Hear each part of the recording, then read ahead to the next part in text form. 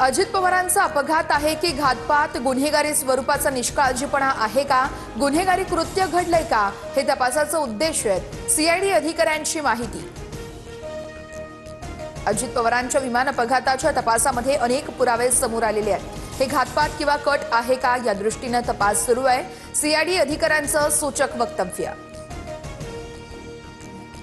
दादांच्या विमान अपघात प्रकरणी एफआयआर दाखल करण्यासाठी रोहित पवार आक्रमक। बारामती पोलीस ठाण्यामध्ये 100 वकिलांची फौज आणि कार्यकर्त्यांची मोठी गर्दी।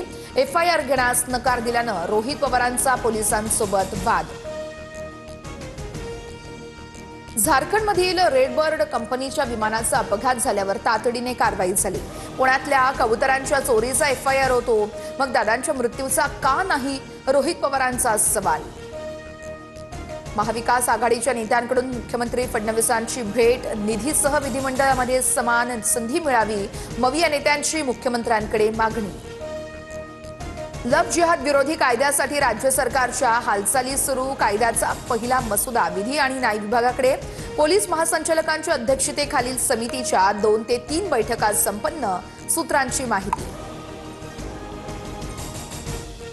काँग्रेस कार्यकर्त्यांवरती कारवाई केल्यानं नागपूरमध्ये काँग्रेसचं आंदोलन। दिल्लीतील एआय समिटमध्ये आंदोलन करणारे कार्यकर्ते अटकेत। त्यांच्याच अटकेच्या निषेधार्थ नागपूरमध्ये काँग्रेसचं आंदोलन। वर्ल्ड कपमध्ये आज टीम इंडिया समोर झिम्बाब्वेचं आव्हान। सेमीफायनलचं तिकीट मिळवण्यासाठी आजचा सामना जिंकणं महत्त्वाचं। भारताला मोठ्या विजयाची गरज।